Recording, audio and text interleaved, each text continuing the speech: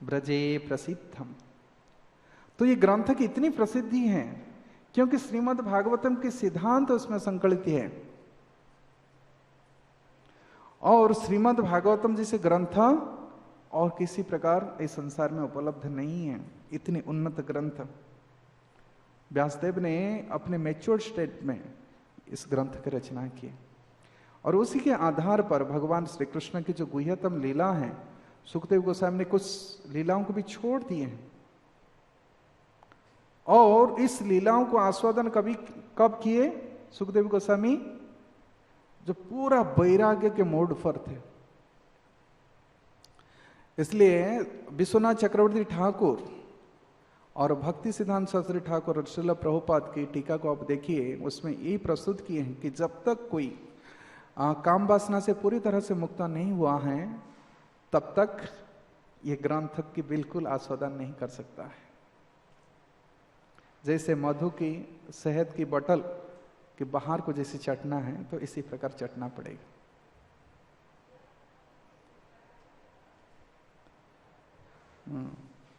तत्वातुरना, ये वैराग्य की स्थिति है।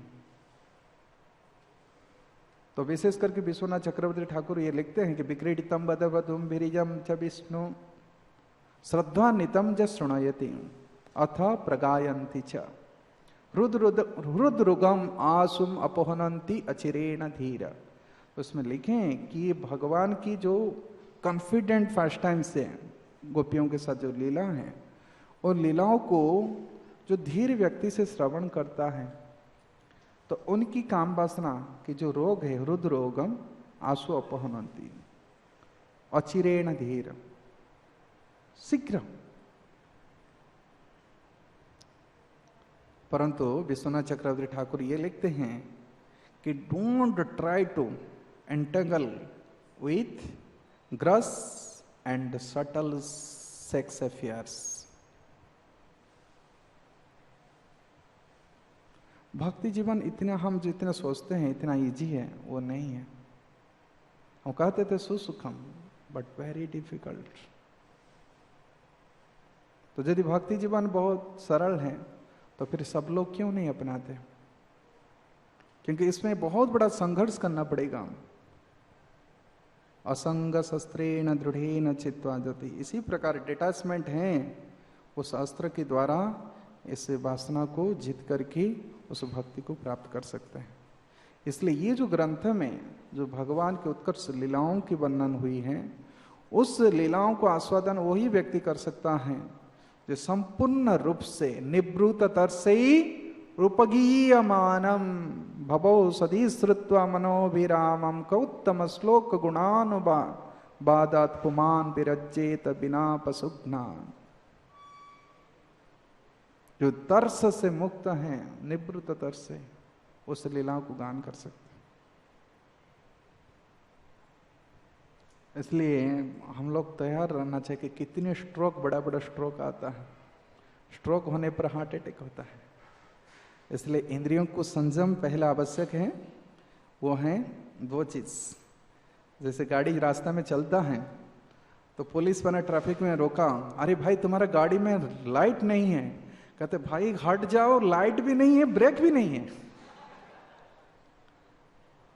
तो जिसके जीवन के कोई रोशनी नहीं है, शास्त्र के ज्ञान नहीं है और संयमता भी नहीं है, तो कैसे लक्ष्य स्थल में पहुंचेगा?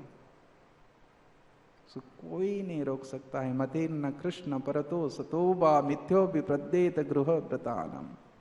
गृह व्रत है। इसलिए जीवन को सफल बनाना है तब बनो दशरथ। तो 10 इंद्रियों को संयम करके जिसके रथ भागता है, नहीं तो जो इंद्रियों के जय नहीं है वो दशानन बनता है, जो 10 मुख से भोग करता है। That is the choice. तो दोनों ही, दशानन भी राम की मुख देखना चाह रहा था, लेकिन ये उन माया शक्ति को दशानन देखना चाह रहा था, विपरीत रूप को देख रहा था, उसको भोग करने की इच्छा कर रहा था। लेकिन दशरथ थे राम प्यार। तो इसी प्रकार कृष्ण की जो सुंदर लीला है, तो जिसको कह रहे हैं कि लीला स्थापना चाहे ब्रज रसपूर, ये रस से भरपूर है। हाँ, रसवर्जम, इसको पीने के लिए उस प्रकार सुन चाहिए, उस प्रकार भावना चाहिए। समय तो संकेत दे दिया है,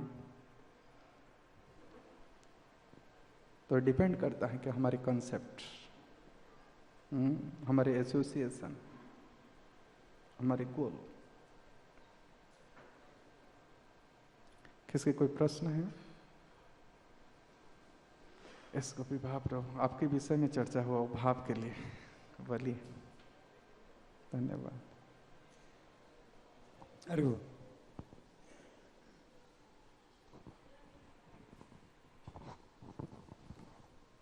बिना शास्त्र ज्ञान का गोल को पहुंच नहीं पाएंगे। 11th कैंटो में फर्स्ट चैप्टर में वर्णन है कि इवन अंधे व्यक्ति भी इस पद में चल सकते हैं और उसको गिर भी नहीं सकते हैं, वो पहुंच सकते हैं। उसमें तात्पर्य में भक्ति सिद्धांत सरस्वती ठाकुर लिखते हैं कि श्रुति और स्मृति का ज्ञान नहीं है, ये दो अंक हैं, वो दो अंक भी नहीं है, ये भक्ति इतना सुसुखम है, इसमें गिर नहीं सकता। मतलब ये कैसे समझें? एक सदस्य बिना ज्ञान का जा नहीं सकते हैं, दूसरा तो इसमें भक्ति की उत्कर्षता दिए हैं। प्रेमा भक्ति जहाँ होते अविद्या विनाश जते, वेदे गाए जाहरा चरित। तो इसे कह रहे कि गोपियों ने तो कोई स्कूल कॉलेज नहीं गए थे, कोई वेद का अध्ययन नहीं किए थे, लेकिन जिनको ये पराभक्ति प्राप्त हो गया है, पराभक्ति के मार्ग पर है, तो उनके लिए श्रुति और स्मृति आवश्यक नहीं है, लेकिन साधक के लिए आवश्यक है। एक प्रकार तो अंधा है जो कामांधा है, जो ये जीवन भोग को ही जीवन के साधन मान लिए, लक्ष्य मान लिए हैं, कामांधा। ईस्ट और west, my home is the best. और दूसरे स्टेटमेंट उनका है, प्रभुपाद लिखे कि वो सोचते हैं कि जीवन को रस में युक्त करना है तो मनी, धन कमाना चाहिए। Money money money sweeter than Honey, brighter then sunshine, sweeter than Honey, ये स्टेटमेंट है। तो ऐसे व्यक्तियों के लिए मार्गदर्शन करने के लिए शास्त्र है ना।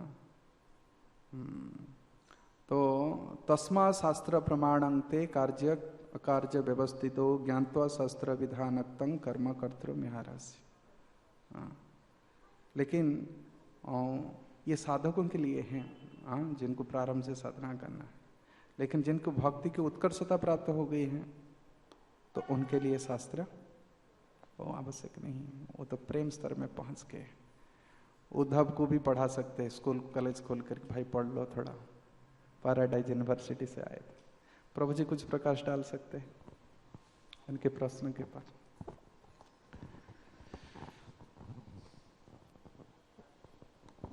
हरे कृष्णा, धन्यवाद। तो यहाँ जो गोपाल चंपू का जो है नाम बताया गया है जीव गोस्वामी के द्वारा लिखा हुआ, तो चंपू का मतलब होता है ऐसा ग्रंथ है जिसमें पद्य और गद्यों का मिश्रण हो, तो चंपू कहलाता है। एक गोपाल चंपू है, एक आनंद वृंदावन चंपू है, कवि कर्णपुर के द्वारा लिखा हुआ चंपू। तो गोपाल चंपू के दो भाग हैं, पूर्व चंपू, उत्तर चंपू। तो पूर्व चंपू के ये जो बताए गए हैं अध्याय, उसको नहीं कहा गया है, पूरण कहा गया है। तो किसी ग्रंथ में अध्याय, कई श्लोकों से अध्याय बनता है, तो उसी को ही पूरण नाम दिया गया है।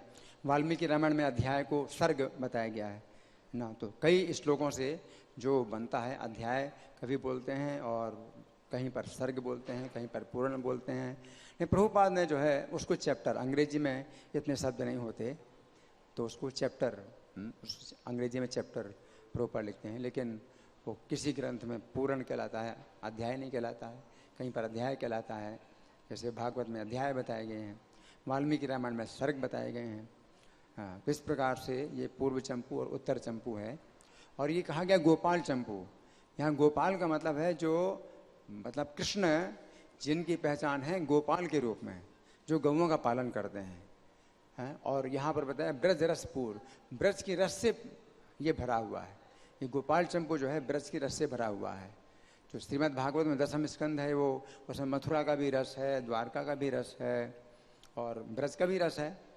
लेकिन जो गोपाल चंपू है, ये गोपाल भाव में भगवान कृष्ण का वर्णन करता है और ब्रज के रस से भरा हुआ है। केवल उतनी लीलाओं को ही इसमें प्रकाशित किया गया और विस्तार से वर्णन हुआ है, जिसमें कि कृष्ण नंद के पुत्र हैं।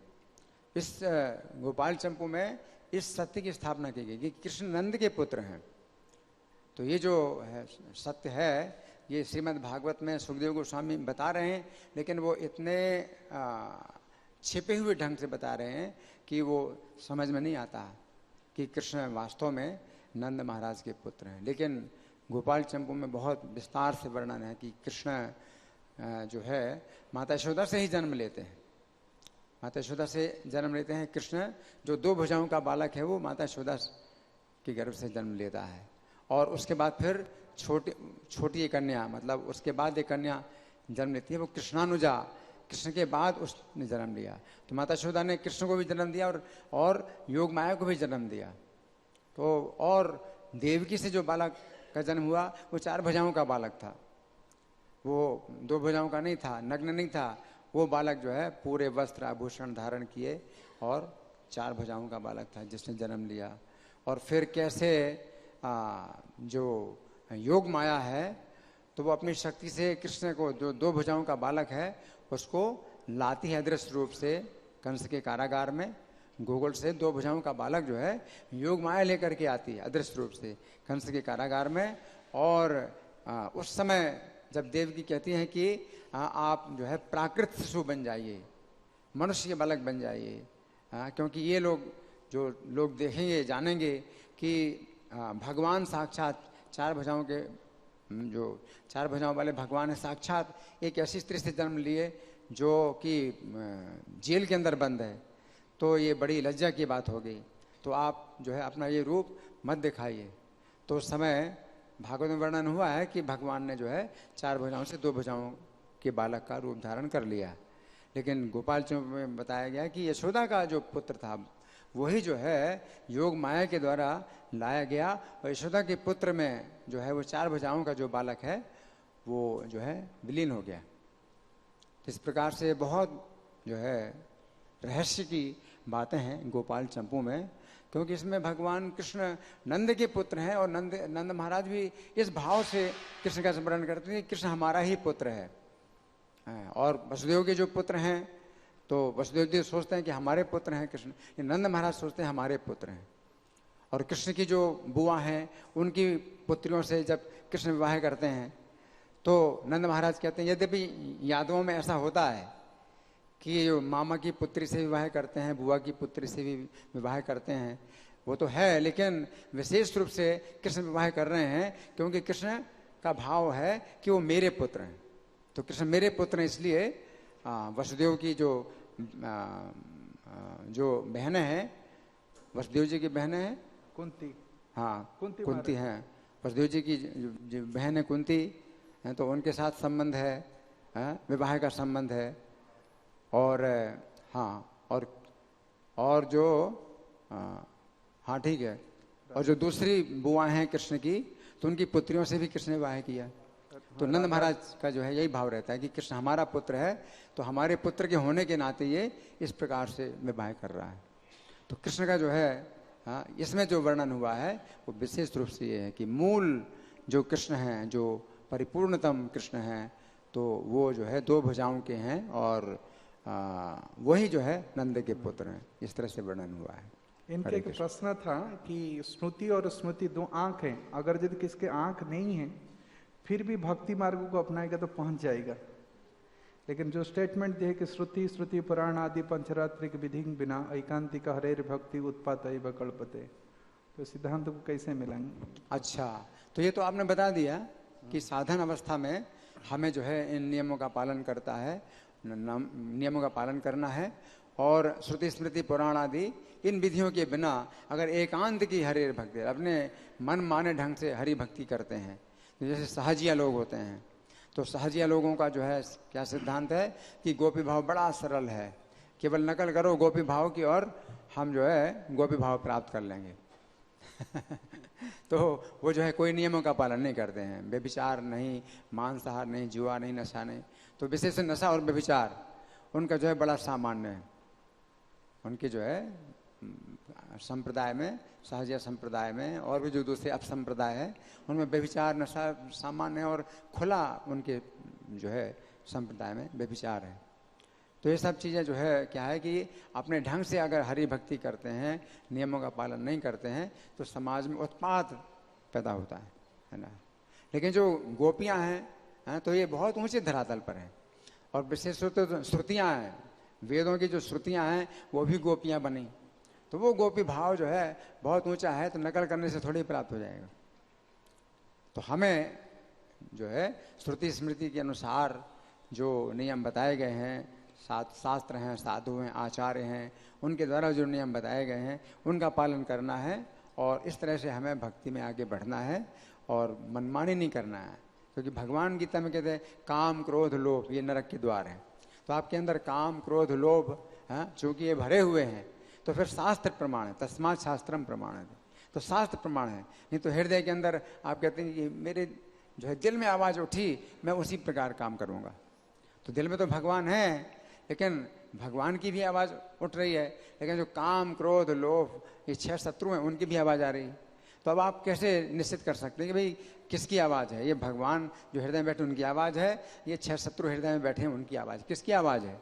आपका अहंकार भी है, वो बोल रहा है, काम शत्रु है वो बोल रहा है, क्रोध शत्रु वो बोल रहा है। तो इसलिए शास्त्र साधु आचार्य ये 3 जो है मतलब हमारे लिए प्रमाण है। शास्त्र साधु आचार्य तीनों जब एक ही निष्कर्ष निकालते हैं तो वो हमारे लिए करना है कि भाई ये हमें करना है। नहीं तो ये जो है आप अपने हृदय की आवाज़ से जो है आप कोई काम करते हैं तो वो सही नहीं है। इन गोपियां हैं तो उन तो काम क्रोध लोग बिल्कुल से ऊपर हैं, उनके अंदर रजोगुण नहीं है। वो तो रजोगुण से भी ऊपर, सत्वगुण से भी ऊपर हैं, वो तो बहुत ऊंची अवस्था में है। तो वो गोपियां हैं तो गोपियों का जब तक भाव ना हो कृष्ण के प्रति जो प्रेम है ना, तो अभी तो काम भरा हुआ है। आत्मेंद्रिय प्रीति वांछा धरे काम नाम, अपनी इंद्रियों की इच्छा, अपनी इंद्रियों की प्रीति की जो इच्छा है काम है। तो हम लोग काम और वही काम क्रोध लोभ ये अलग अलग रूप धारण करता है। तो कभी एक शत्रु कहा जाता है काम शत्रु, कभी 3 शत्रु कहे जाते हैं काम क्रोध लोभ शत्रु, कभी 2 शत्रु कहे काम और क्रोध, और कभी 6 शत्रु कहे जाते हैं। तो वही एक शत्रु ही 2 शत्रुओं के रूप में आ जाता है, कभी 3 शत्रुओं के रूप में आ जाता है, कभी 6 शत्रुओं के रूप में आ जाता है। तो वो एक ही शत्रु है, रजोगुण है विशेष रूप।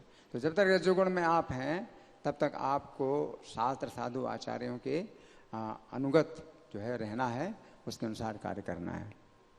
हरे कृष्ण। अरे शत्रु को जीतने के लिए अस्त्र है, तस्मात् अज्ञान संभूतम हृष्ट ज्ञान सिनात्मन चित्वेन संशय कृष्ण आतिष्ठ उत्तिष्ठ भारत। बैरी तो हमें कृष्ण की शरण लेने, यहाँ पर बताया गया है कि एवं बुद्धे परम बुद्ध्वा संतभ्यात्मान आत्मना, यही शत्रु तो बुद्धि से भी जो है ऊपर है। काम शत्रु बुद्धि से भी ऊपर है।